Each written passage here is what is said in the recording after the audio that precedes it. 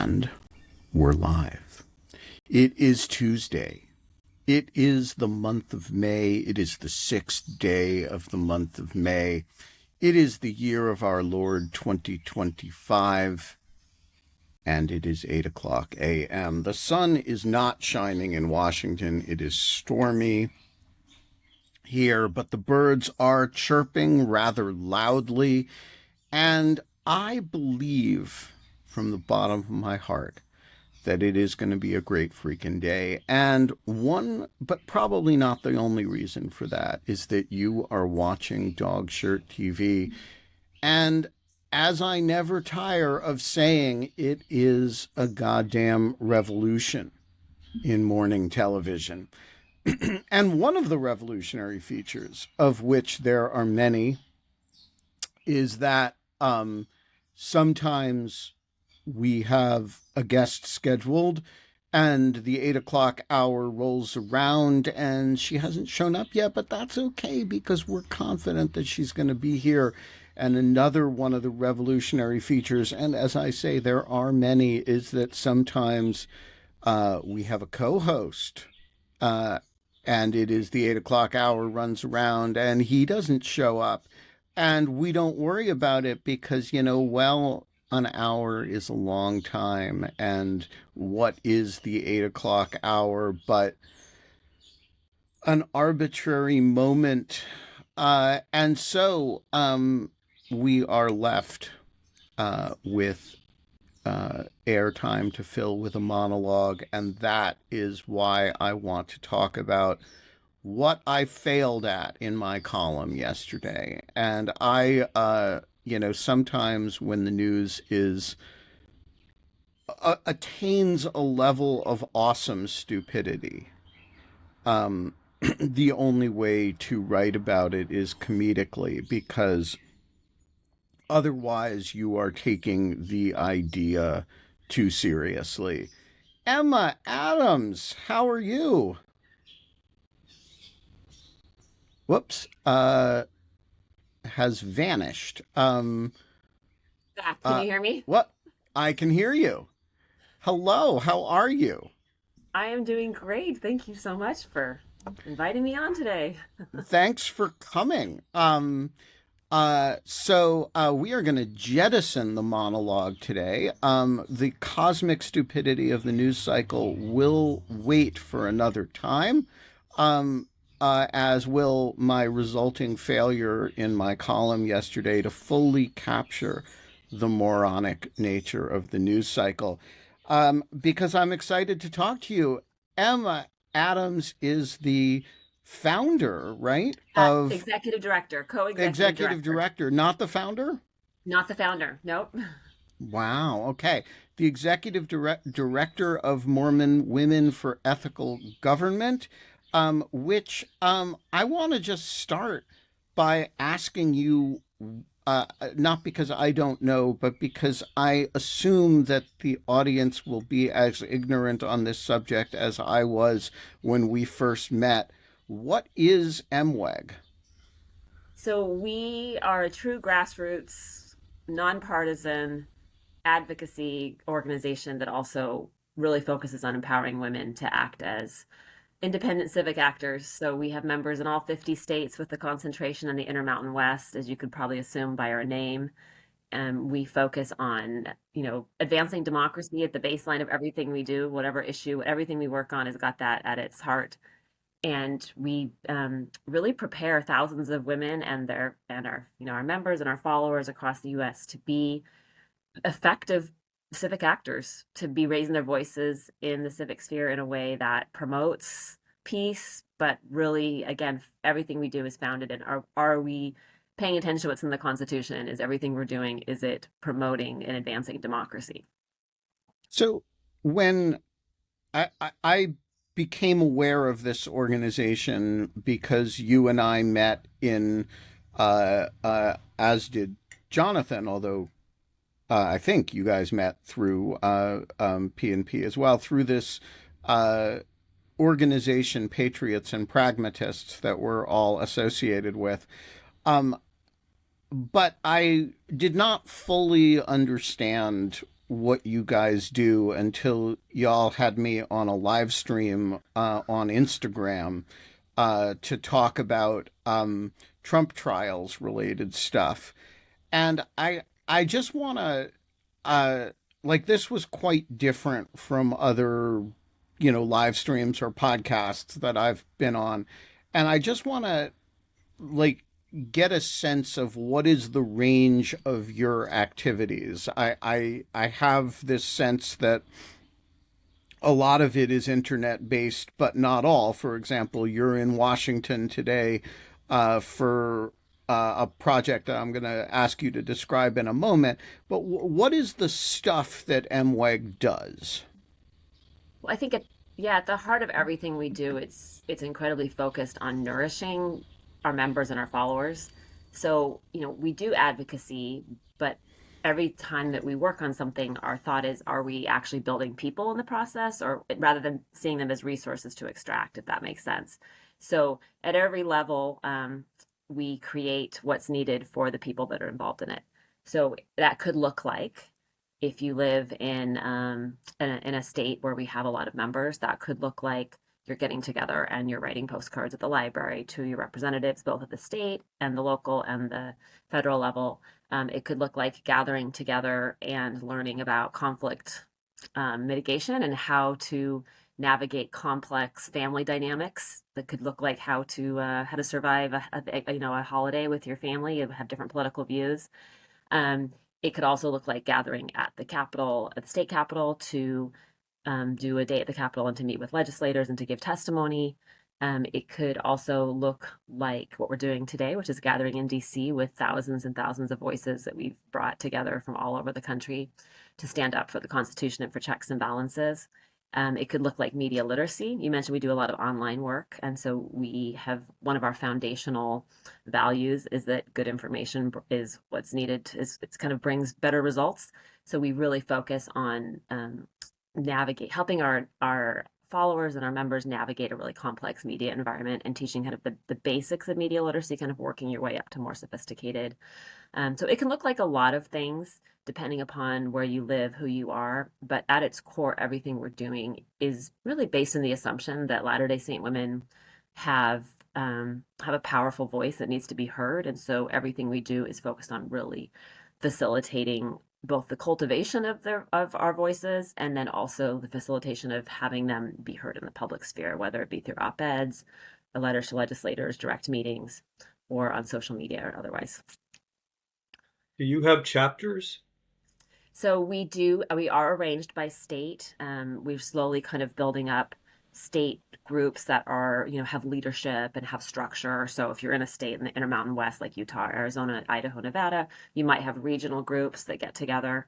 And then in addition, we all kind of raise our voices collectively for federal issues. So we do have a member in every single state, which is pretty exciting. So we can kind of rally if we know we're meeting with a certain senator, for example, in DC. We can usually, send an email out and get some constituent letters from oftentimes both Republicans and Democrats. We are truly cross partisan. That's the other thing I should say, is that we have about 40% Republican, 34% Democrat, and 26 in that other independent third party category.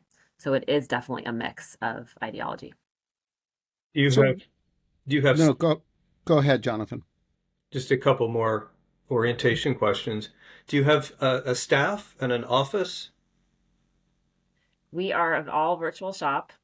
So we are remote. We have our leadership is I think we're at like 13 or 14 states right now. We are spread across from East Coast all the way to Midwest, Intermountain West to West Coast. And we do have a staff now. We originally were all volunteers. It kind of grew up out of, a lot of women being willing to give their time. And then gradually over time, we've been able to, raise the money to pay people. So I've got, about 5 of us that are full time, and then an additional group of like 14 to 15 that are part-time and contractors. And then we have hundreds of volunteers. And when I say volunteers, that ranges from they show up to an event, but all the way through they actually show up every week for 4 to 5 hours to answer our email inbox, for example. So we're able to build the whole organization on people who were willing to give that amount of time to grow it. One more, Ben, if I'm Wait, before you do though, Emma, can you raise the gain on your mic in your sound settings? People are having a little trouble hearing you, though I am not. Okay, let me see what I can figure out while you ask your question. The question is the agenda set centrally by staff or leadership, or is it primarily grassroots with each chapter or state or group doing what they want to do? So it is a combination of the two. Maybe I'll just talk louder and let me know if that works better. I can be soft, especially it is 6 a.m. for me in Mountain Time, even though I'm in DC today, so I'm waking up slowly here. So we do have certain issues or policy areas that we work on and that we provide support for. So if you were, say, in Idaho where we work, we would support in kind of key areas around advancing democracy, which is a pretty big category. I mean, that could mean things like ballot initiative process, defending that. There's a lot of different ways that you can do that. We also have identified environmental work, cross-partisan good government environmental work that we do. We also work on immigration. We've been working on bipartisan immigration reform for a while, as well as family health and well-being. So those are the issue areas that we've identified that we can support. But if we're doing our job, our women are going out and advocating on whatever it is that they care about, and they're finding each other within our spaces and then are doing that together. So, but on an official basis, like in a state, they will bring the issues to our team, and then we'll be able to help find experts to, help them create content or respond to. So it's kind of like this mutual process where we provide support around certain issue areas, and then they identify the specific legislative policy or legislation they want to work on. So tell us about what brings you to Washington and this quilting project. So, this year we've been we're always encouraging our women to be reaching out to legislators, at all different levels, but to kind of keep up the chorus of whether it's dissent or whether it's gratitude, whatever they choose to do, depending upon their legislator. And we realized pretty early after inauguration that sending letters and writing and making calls was a worthy and good thing, but it wasn't going to be enough to meet this particular moment.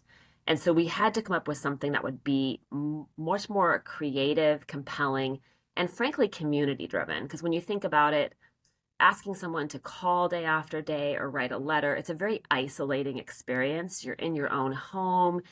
Depending upon who your legislators are, you feel like they're not listening. You're reading their social media, and what you're getting back from them feels like they haven't heard a single word that you've said oftentimes. So we had one woman in our group named Jessica Priest who had this idea in Utah to do what she called a quilt-in. Her mother was a quilter, and there's a long history of advocacy and activism by women coming together and actually literally stitching words and stitching ideas together via quilts. So she came to us, and she came to the women of MWIG, and we said, we would love to support this. And so within 48 hours, we had 100 plus women and family and children in the public square in Provo, Utah, creating these beautiful patriotic American flag quilts. And the first idea was to make it for Senator John Curtis. And then we thought, well, let's make one for Mike Lee while we're at it. And this event was such a success, we thought we can't keep this to ourselves. We need to, and our members and our followers all over were clamoring for it. So a few weeks later, about a month later, this Piece by Piece campaign was born. And we developed a whole new brand called Women Building Peace, because that's the other feedback we get a lot is, are you only for Mormons? Are there others that can be involved? And we always are very inclusive in that way and invite anyone. But we understand that not everyone wants to show up to an event that has the word Mormon on it, right? So we thought, well, let's create something that could be more inclusive. So we created a whole new website and brand and Instagram, and expanded out to our friends of other faiths, and brought in coalition partners like the Jewish Partnership for Democracy and Living Room Conversations and Chamberlain Network and others, and invited them in to do this campaign. So today in DC, we are stitching together voices of thousands of Americans. We have over 60 quilts. They keep showing up in our mailbox and we have squares from all 50 states. And we are going to be then actually literally sitting down in near the Capitol with sewing machines and needle and thread and finishing these quilts off with all of these squares. Each individual square has represents the voice of one American who's written a message to their legislators. And then they're all stitched together in quilts, and then they're going to be delivered tomorrow to senators and representatives um, from all over the country. So that's the idea. And walk me through when you make an American flag quilt for John Curtis or Mike Lee, how does he know that that is a reminder to be a patriot rather than gratitude for his support for the or his tolerance for the worst excesses of Trumpism done in the name of patriotism? I mean, how do you these are very, very lovely gestures, but they're with a kind of knife twisting in them. And talk about the knife twist. Well, sorry, my heater just came on, so let me know if you need I need to if you, I can get up and turn that off if You're it gets fine. too loud. Okay. So I think whenever we aren't quite sure how to send a message, or we want to make sure, oftentimes in a lot of the spaces I'm in, like, what's the exact message? How do you get your message across? What are the words that you say? And whenever we feel like we're in a little bit of a conundrum, like we don't have exactly the right words or the right message, we turn that back to our membership and to our followers and to the people of America, and we ask them to provide the message. So we provided a framework for these quilts, and the framework was constitutional government and checks and balances. And then they provided the messages in the most beautiful and creative ways. So, for example, several women drew pictures of a tree with three branches of government, with the executive, the legislative, and the judicial, and then wrote underneath it, judicial check, executive check, legislative check, and then some message that says, we need all of you, make sure you are using your power to check the executive, right? So we really encourage whenever possible, like very positive encouragement rather than kind of more. I mean, I know you use the word knife twisting, but that's kind of not our style, frankly. Our style is much more, let's pull ourselves back to the principles, the founding principles. Let's look at the Constitution. Let's look at Article 1. Let's look at what the responsibilities are. And then let's send a message that says that we are paying attention to what you're doing. And we, in particular, with the legislative branch, know that you're supposed to be the most powerful branch. I mean, the people are supposed to be the check on the legislative, right? That's how it's set up. But we've watched, over the past however many decades, the gradual kind of abdication of those responsibilities. Some of those messages might point that out. They might say things like, very more specific things like, you're meant to do this. Can you listen to us, be our voice? But in general, when you take all these individual messages and put them together in a quilt, the message gets across. Trust me, you can't look at one of these quilts and think that it's a passive celebration of congressional just kind of of Congress sitting in their office and doing nothing. You read these quilts and you can tell pretty quickly that these are a strong, peaceful message to ask them to follow the Constitution and do what's written in there. Super interesting. All right, so tell me about how Mormon women are different. One of the things that's striking about your organization is just how culturally different it is from other elements of the pro democracy movement. Y'all never seem angry, which is like freaking remarkable because I have steam coming out of my ears all the time. And there's a you're way culturally closer to some of the movements that are enticed by MAGA, and yet you're not. And so, like, just walk us through where where Mormon women fit in the American political constellation these days.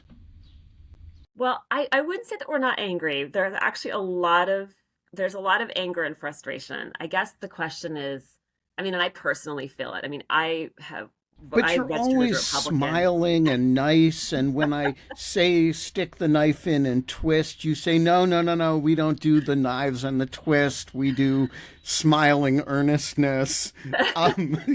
Like Well, there's, it's yeah, not, the vibe is really different from the vibe at a hands off rally, for this is example. true. This is true. And I think what it comes down to is that every step of the way we ask ourselves what's going to be the most persuasive, and what how can we make sure that we are acting in a way that makes us better people and allows us to kind of love our neighbor, so to speak.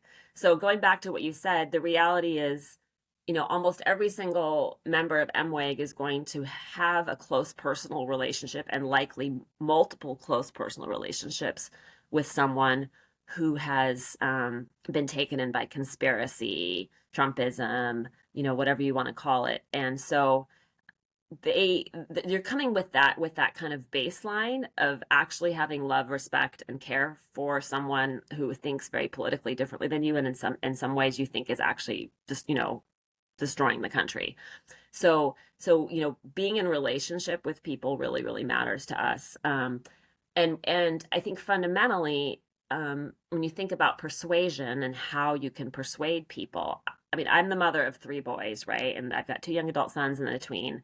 And I have never once in my life, as a mother or in any relationship I've ever had, persuaded someone to my point of view or persuaded them to think through, be a critical thinker by yelling at them, by coming at them with insults, by shaming them, by telling them that they were stupid. And I just think that principle applies collectively. It's not, we're not just being nice, we're being strategic. Relationships matter at all levels, and how you relate to others, including the staffers at the most red, office that I've ever been to. How I treat them, if I want to be in relationship and be persuasive, that matters so much. And collectively, when we do that, I mean, and I just want to be clear, this is much more than just like this soft sweetness. We're not soft and sweet. We're assertive. We say hard things. We write op-eds that point out things that our legislators are doing that are problematic. You can do that in a way without insulting the human. And I would just argue that's strategic, it's persuasive, and it's the only way anything has ever really, really gotten done in this country is when people come together and do it in a way that is persuasive and strategic. John, your turn. But you have to unmute yourself.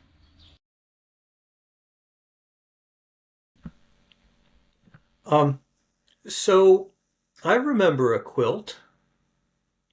I'm a homosexual American of a certain age, I remember that quilt too. and I'm guessing from the expression on your face right now, Emma, that you're not unaware of the AIDS quilt, which was probably the first and most dramatic gesture in an effort by the beleaguered and besieged gay community in the 1980s to attract attention to our plight. There was a deadly plague going on, and the attitude of the Secretary of Health and Human Services, Margaret Heckler, was this needs to be stopped before it reaches the heterosexual population. She didn't mean that the way it sounded, but it was revealing. And Ronald Reagan did not get around to even uttering the word AIDS until 4 years after it had begun to spread in his second term, and then did precious little about it. And so I don't know the history. I once did, but I no longer do. But gay and lesbian people and their families and friends, and communities and networks and churches began stitching a quilt. And they were individual quilts, but I think unlike your quilt, they were all stitched together. And then they were displayed at the National Mall in acre after acre of display. The AIDS quilt was displayed several times and eventually became too large to display. So I just wonder, having recited that history, what it means to you and your project. Were you guys aware of it? And how does it inflect you? Also, compare and contrast. I guess you're not stitching a big quilt. You're stitching a lot of small quilts made of even smaller message squares. So we absolutely had studied and looked at the history of quilting in the US. I mean, it's gone back generations, hundreds of years. You have in the suffrage movement, you had quilts being made. In the civil rights movement, you had quilts being made. There's an oral history of how slaves used quilts to send messages to one another. So it has been. There's also the temperance movement. The drunken what's it called? The drunken. There's a pattern, actually a quilt pattern that was created by women who were pushing for temperance, right? So we have a long, rich history that we're drawing upon, and you just think about all the metaphors that come, stitching voices together, unifying people, taking a patchwork. If you think of America as a patchwork, these quilts that we're going to be delivering tomorrow, some of them are beautifully, we're machine quilted and are elaborate and intricate and have all these beautiful patterns on them. Some of them are scraps of fabric that women found in their homes and wrote a message on, and then they were sewed together in a less kind of planned and beautiful pattern. So there's a reason why quilts have always been used, and there's a reason why we're drawing upon that. And I think Jonathan, you really pointed out one very compelling and persuasive piece of way of activism, of doing activism that draws upon that history. And so I think another way to kind of look at this project that we've been doing it is it's almost kind of like an opportunity to have a national civics lesson as well. So as our women are sitting together and working on these quilts, and they're literally writing on them and then sewing them together, conversations are happening about core values amongst people that don't necessarily agree on a lot of political things, about checks and balances. They're talking about separation of powers. They're having conversations while they're quilting about what is the role of the executive exactly? What is the role of the legislative? So I think all of these metaphors are merging beautifully in this project that are exactly what we need right now and are drawing upon that beautiful, rich history of Americans, frankly, being creative with their activism and using that creativity and using things like the fabric arts to send a message that otherwise maybe wouldn't be heard if it's written on a piece of paper or in a phone call. So I'm curious about your description of the political range of MWAG. Um, when you say that 40% of your membership is Republican, I assume these are sort of Sarah Longwelly Republicans. That is, Republicans who have a historical attachment to the party, maybe think of themselves as Republicans, but are not functionally Republican in today's politics. Do you have people involved in MWAG who are actually Trump voting, supportive of the president in some sense, but are also uh, concerned about the issues that you're concerned, or is it really a dissenting Republican kind of involvement?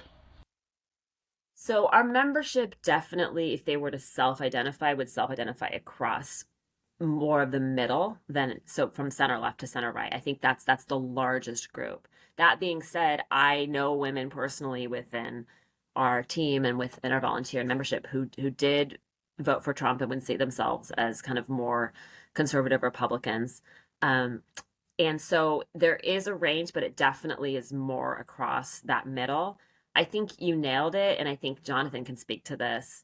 There are lots and lots and lots of Latter-day Saints or Mormons or whatever you want to call them who definitely fall more into that Reagan, Romney, type Republican who are frankly refusing to allow that label or that party to be taken over as in the way it has. There are some that choose to leave and choose to, either go Democrat or be independent, but then there are many who are trying to kind of stay and fight for the heart of the party and of the ideology. I mean, I registered as a Republican the day I turned 18, on my college campus, and voted pretty reflexively Republican for a lot of years. Took a little break from the party in 2017. um, as I've kind of done some self-evaluation, I'm still pretty conservative. It's not like I became liberal or became, but I am certainly not your um I'm certainly not I don't fit in so much in a lot of the party places right now. Right. But I would also say that a lot of our Republican women and our conservative women, you come back to your question before about being angry, they're sometimes our most angry ones because they feel like they've just been abandoned. Like all of the values around, morals and how we treat one another and how we act in the public sphere have just completely just disappeared. That is so true of my lawfare contributors too. It is some of my conservatives on my masthead who can be most angry, most and my center left people, they're angry, right? But they don't feel like their entire identity politically has been stolen from them the way some of the conservatives do. Well, and if you like me, I mean, I grew up with an almost reverence for the Constitution in my home and in my spaces, that it was this document that was almost had like a sacred feel to it, that it was inspired, and that was something that was responsible and allowed us. I mean, we're a minority religion here in the US, and we have a history of persecution and being driven out of states and driven places. And so the fact that we can practice our religion freely is really dependent upon this document. And so to watch our legislators and our leaders just desecrate it, that's where the anger comes in, frankly, and that's where the passion comes in, and that's where this project in particular is so authentic, because we understand and we know the power and the importance of the Constitution and of the checks and balances, and we know that people, when they get power, the nature of man and woman is to abuse it, and so that's why it was set up the way it was, to check power. And how is your movement and group received in the larger LDS world? I think we flew under the radar for a long time, and that was, partially by design. I mean, we started as a Facebook group with 6 friends, and then it became 1,000 in a week and 4,000 within a month. And we had needed some time to kind of set up who we are and create a structure and an organization, and build a movement that was long term. So I think you'll actually find a lot of members of our church who don't even know who we are. In fact, sometimes I feel like, I mean, you asked earlier about Mormon women. The reality is Mormon women are natural organizers, and I think if you're in Latter-day Saint spaces, you're kind of used to the women showing up and doing things like making 60 quilts in 6 weeks with thousands of voices, and that's just kind of second nature. Is what we do. So I think sometimes we're often underestimated within our own community, because the expectation is that women will just make things happen. And sometimes outside of our community, they're amazed by what we're doing, because it seems countercultural. Where for us, it's just what women do. You see a problem, you see someone in need, you see an issue, and you just jump in and you work together to figure out a way to solve it. And that's just in our nature and on our upbringing, frankly. I guess we should, for the record, clarify that MWEG has no official affiliation with the church. And that's really important. Like it goes both ways, right? We're not doing anything in the name of our church, nor are we being directed by. We're completely independent. All decisions are made by the women that run it. That being said, we stay in our lane. We're focused on ethical government. We're not trying to advocate in any other arena. We're not trying to change the church or its leaders. We're just focused on what we're doing.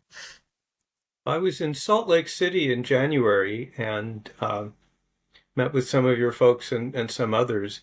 And they did say that there could be certain tensions between some of the activities of MWEG um, and the church, and that one was, for example, in Utah, I think it was an effort by MWEG to, was it restrict gerrymandering or was it partisan primaries?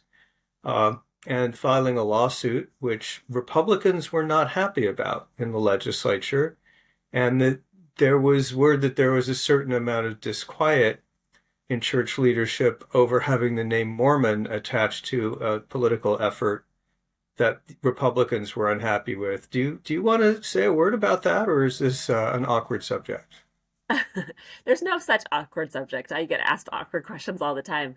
I think, the fact that we have Mormon in our name actually creates distance because the church is not using that word as a way to describe us. So it really kind of shows right up front that we're not speaking on behalf of or trying to represent ourselves as being the church in any way. And you brought up this gerrymandering lawsuit. We knew when we took that on that it was going to make a lot of people really mad. We spent a lot of weeks, frankly, praying and thinking about this because we knew that we were going to be, joining a lawsuit, leading out on a lawsuit that goes directly at the heart of power in Utah, the heart of Republican power. But we also knew that if we didn't do it, we couldn't live with ourselves because this was such an important issue. Utah is one of the most gerrymandered states in the nation. I actually live right in the epicenter of the gerrymandering. And so, as we were making these quilts, for example, I have friends and neighbors who live 5 minutes away from me who have a different legislator. So, we couldn't actually make a quilt in Salt Lake City for our legislator because we have four different legislators within like a mile of one another. So, that kind of tells you the extent of the gerrymandering there. So, how can you see something like that and have an opportunity to go after it and to break up that power and that injustice and not take it? So we're willing to take the hits. We're willing to put ourselves out there and take that criticism because we know that what we're doing is just so important. And political power starts with who you can vote for. And if you can gather with your friends and family and your community and neighbors and work together on issues that matter to your community, and as soon as you split that up into all these different districts, then you've got a problem. So Yes, part we're of happy to take the also hits there. part of part of what I learned out there in Salt Lake City is that one of the reasons Republicans are irritated with you all is that you're winning these lawsuits. I think I heard you won twice. Is We that right? have won, and the proof is in the pudding here. I mean, we won twice at a Supreme Court that was all appointed by Republicans, right? So it's not there was no rigged system here. This is us, and we have a lot of Republicans in Utah who are very happy with us. In fact, I have a lot that tell me off the record behind the scenes how glad they are with what we're doing. So I think that's part of it is that we're willing to step up and say the hard thing and know that it might make people upset with us, but it's the right thing to do. And there's just lots who aren't willing to do that publicly, but are willing to, give you a pat in the back when they see you privately. Well, I can tell you you're a subject of discussion among civic leaders in Salt Lake City. Uh, can we go back to the quilt for a minute? Ben, of course, you're welcome to come back anytime, but I just wanted to understand better.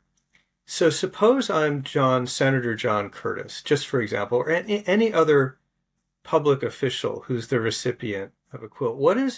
Walk me through that experience from my point of view. Is it a delegation shows up in my office? Do I receive it in the mail? What does the quilt look like? How large is it? Am I supposed to give a meeting to the people? How does this, at a grassroots level, very directly, what am I experiencing as a public official on the receiving end of the quilt campaign? So we do, I'll just kind of maybe start from the backwards. We do have an appointment tomorrow with John Curtis's office, with John Curtis himself. We're going to go over there. There's about 13 to 14 of us from out here from Utah this week.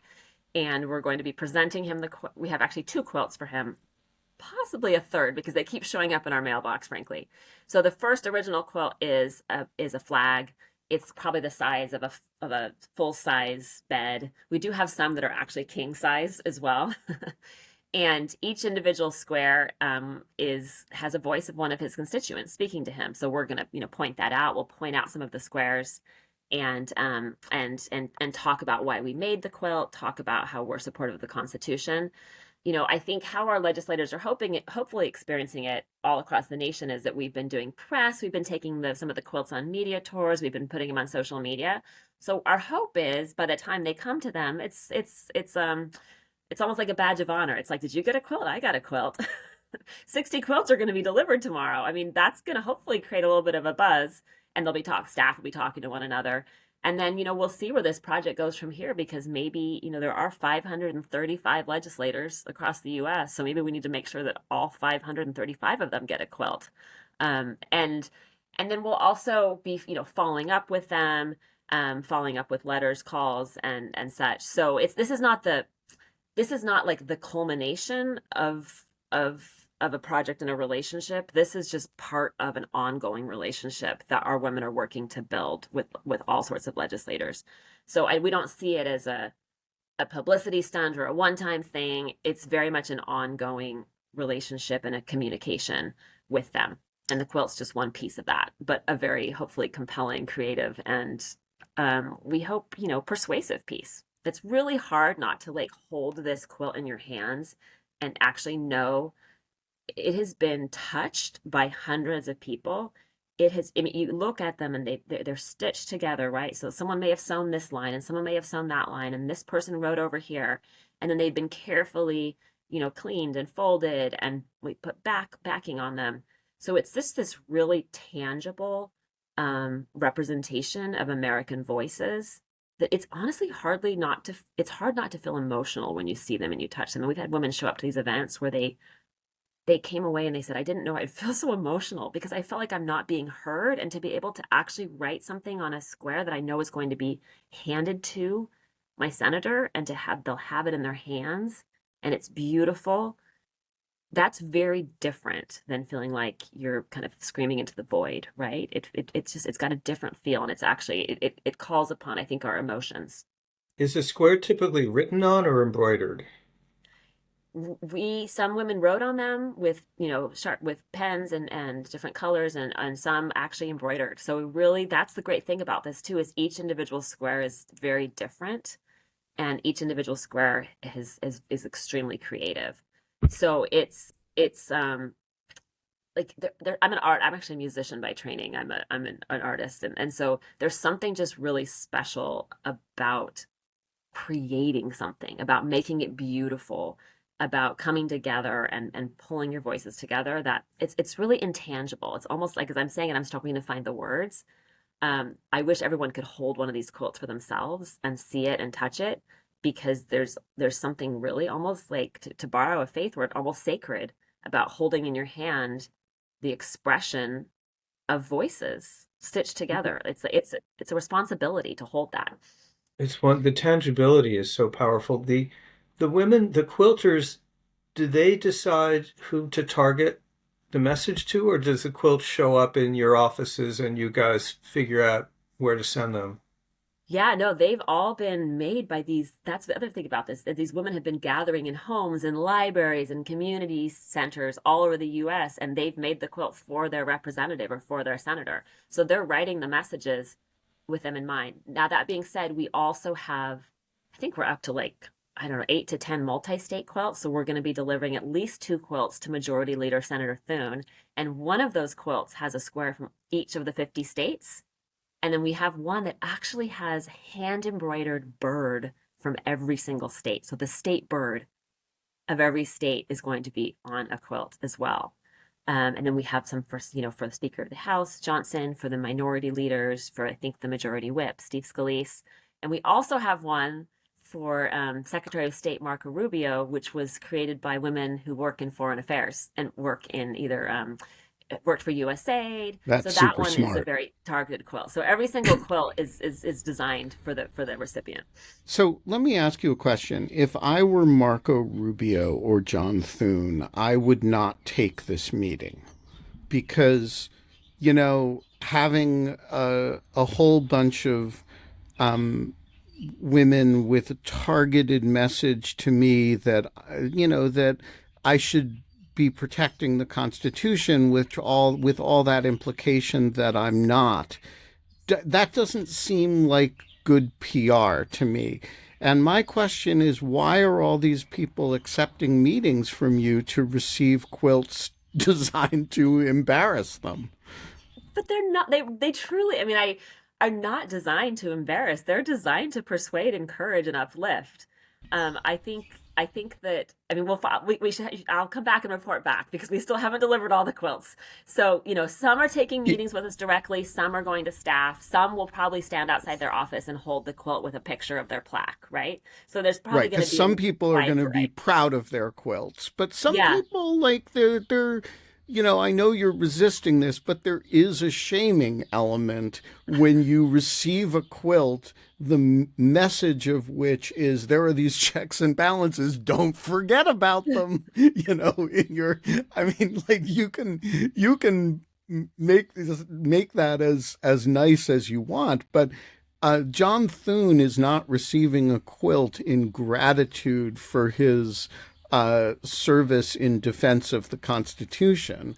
I will be really curious to see who who does and doesn't. Marco Rubio from a bunch of fired USAID workers in foreign policy, is he going to accept the quilt? We will find out. We are still working on, we have some meetings set up. We have some meetings set up directly with members or some drop off. Some are set up with staff. Either way, they're all going to get in those offices.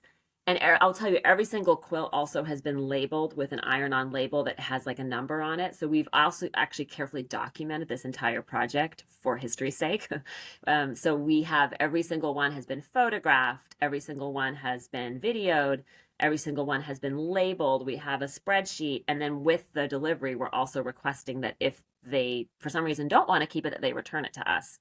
So we see this as much as we're obviously they're designed and customized for the individuals, but they also were created for all of us to view and all of us to be inspired by, and all of us to hopefully, if we've done our job here, hopefully those that are listening, anyone that knows about it, they'll be inspired to go think of what's the sort of creative way that I can figure out a project that I can make my voice heard. I So it's just so want to put much in a more. plug for lasers. Yes, there you go.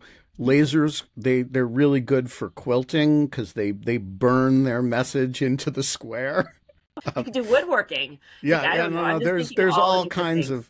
So, I want to ask about the public presentation of this, because one of the things that's really interesting about this is how intimate it is with respect to the individual members, that these are ultimately about individual meetings in which you're admittedly very gently confronting some people.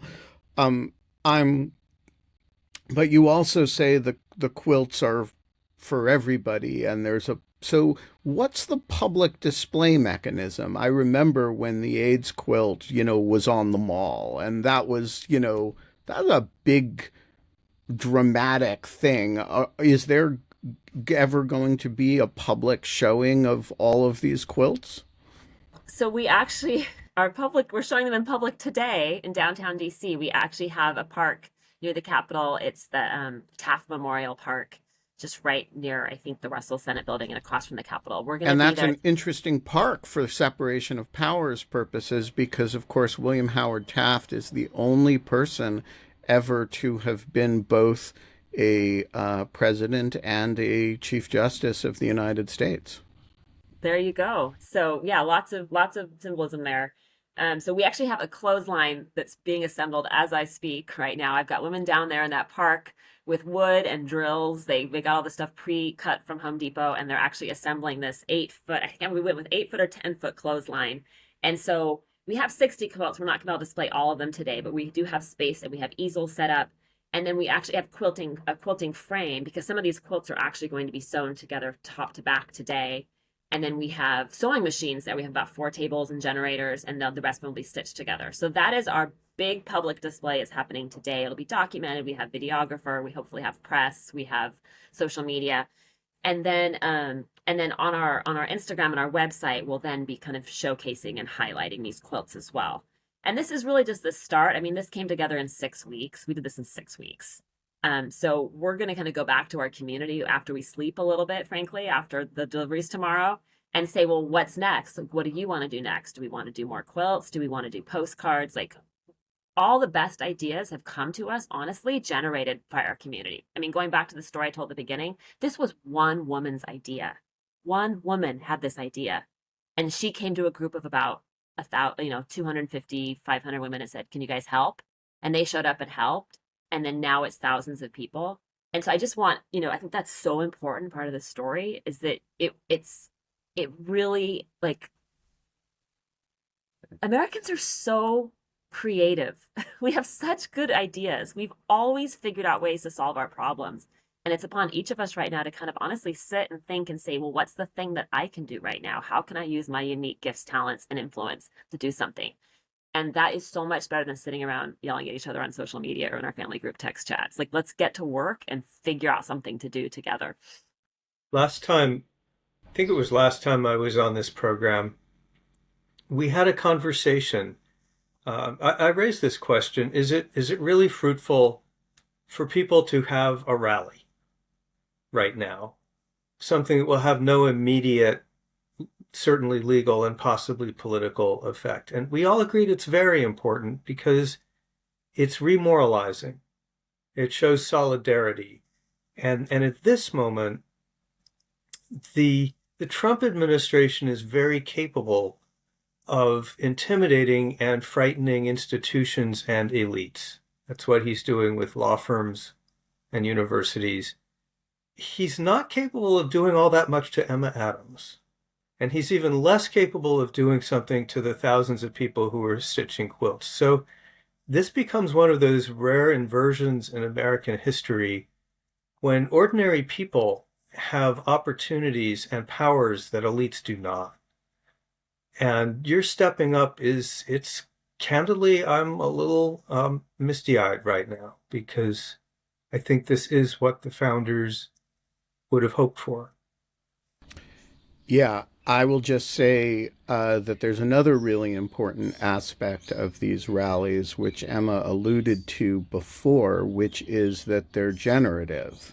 So you set up a Facebook group and you think it's going to be 6 women and it turns out to be 1,000 women, and then one of them has an idea to do this quilting stuff and a whole bunch of people contribute to it. And so, often what you think you're doing is getting 50 people together to yell and scream outside of a government building or something. But what you're actually doing is introducing people to each other. And I can't tell you how many people I have met in the context of, dumb little annoying projections at the Russian embassy that don't do anything, right? Like, not a single bomb has not fallen because I went out there and did a projection. But I have met people and people have met each other that have, done good work. And I'll give you an example of that just from my own recent experience. I have this, some of you have run across her in different times. I have this friend, Marichka, who is a young, super active Ukrainian activist here in the United States, and she's become a good friend. And during the last fight over the supplemental, back when we were still arguing about whether we should give more aid to Ukraine rather than cut them off entirely, she wanted an explanation about how the U.S. appropriations process works and what's gonna happen now that Mike Johnson doesn't want to move this thing. So rather than sit her down and kind of give her a lesson about this, I asked 2 of my friends Tim Miller, who many of you know from the Bulwark podcast, and Adam Kinzinger, who was then a recently former member of Congress. I asked them to come on a live stream with me while I projected, and they would explain it to, the political and appropriation system to Marichka, and we would project and antagonize the Russians. It's a fun little live stream. And, the other day, Kinzinger and Marichka met in person at a Ukrainian pro-Ukrainian event, and there are Kinzinger. They both sent me pictures of it. It was and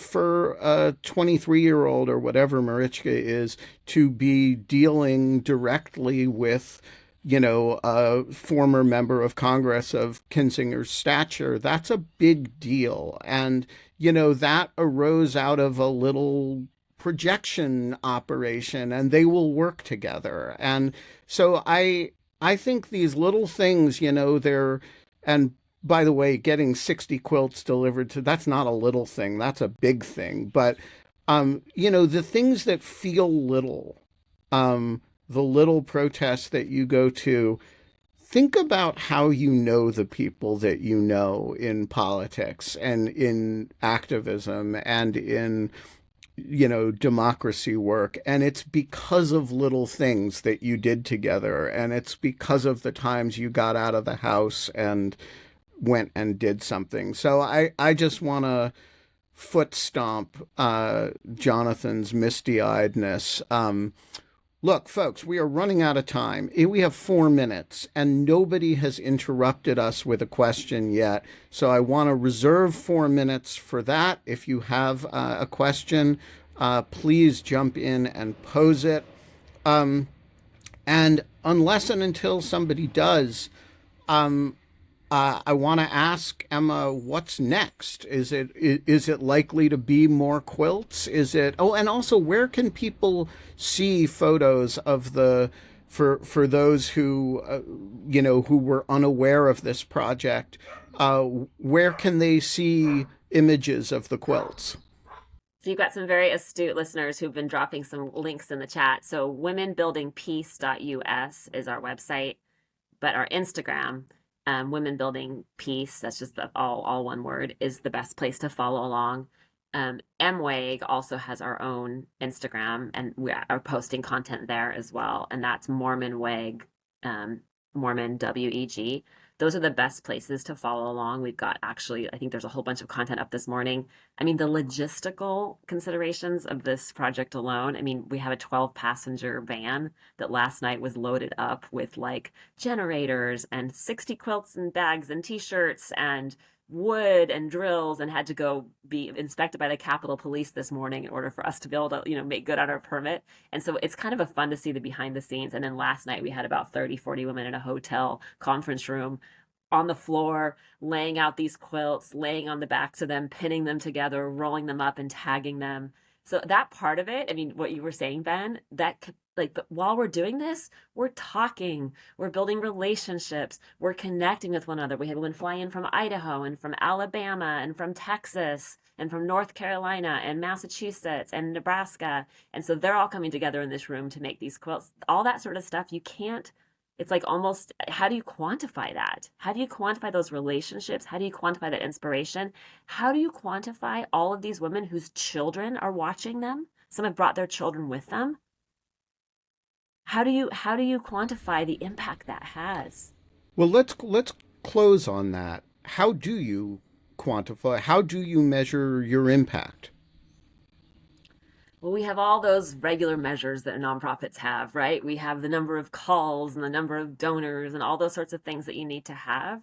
Right, but those are for external purposes. Yes, those are the things donors want to hear. I want to know how you measure it in your own heart. So I measure it by these stories that come to me of the woman who comes into our discussion space and says, guess what, everyone? I finally got my dad to switch from watching this station to trying out some new news sources. And guess what? We have actually healed our relationship. We didn't talk for a period of time. We were struggling. We disagreed politically. But I've utilized some of the techniques and the ideas that you've taught here, and I figured out a way to reconcile and to have meaningful conversation. And we actually can now have a relationship again. Like that I'll is mention amazing. I'll mention another metric that I hope you use because it's so important, which is how many of these people stay involved over time. So this is not one and done. Well, I'll tell you, we've had a 20% growth in membership since January 21st. And our churn rate, as far as people who leave us or walk away from our social media or who is very, very, very low industry standard wise. So if we're doing our job there, another way to describe it is that we're not asking to build like a ladder of engagement where you have to go up this level and up this level and up this level. And all of a sudden you're like this super advocate. We're actually building a web where people can come in and out at whatever way suits them at whatever point of time, whatever stage of life they're in. And if they keep coming back to us, maybe, I have women who they've been staying at home raising their children and their last child goes to kindergarten. So then they're like, now I can show up and write an op-ed. But up until that point, she was just kind of quietly following along. That is a sustainable model that people can stick with and not feel like they're not doing enough, right? They can stick with over time. So that we have a very, very, very low churn rate. Let's put it that way, Jonathan. So thanks for bringing that up. Yeah, that is actually super important, figuring out ways for people to be engaged at whatever level they can be engaged. Emma, we are going to leave it there. Thank you so much for joining us. And please, I will follow along and get pictures of today, tomorrow, in order to show on the show. But please come join us again sometime when you are in the Eastern time zone, because getting people up on camera at 6 a.m. is uncivilized, and we don't do that. But we would love to have you back anytime. It's great to see you. Thank you so much. I always love talking to the two of you and appreciate the work you're doing and love your audience. What a great group of people you've gathered here together. They are fabulous. We call them the Greek chorus, and there are some monumentally accomplished people in there. And we all get together. One of them used to call this a get together with my imaginary friends. And that's certainly the way I think of it. And you are welcome back anytime. Folks, we're going to be back tomorrow. I don't know who the co-host is going to be. I don't know who the guest is going to be. These things just happen, and I hope you'll be there.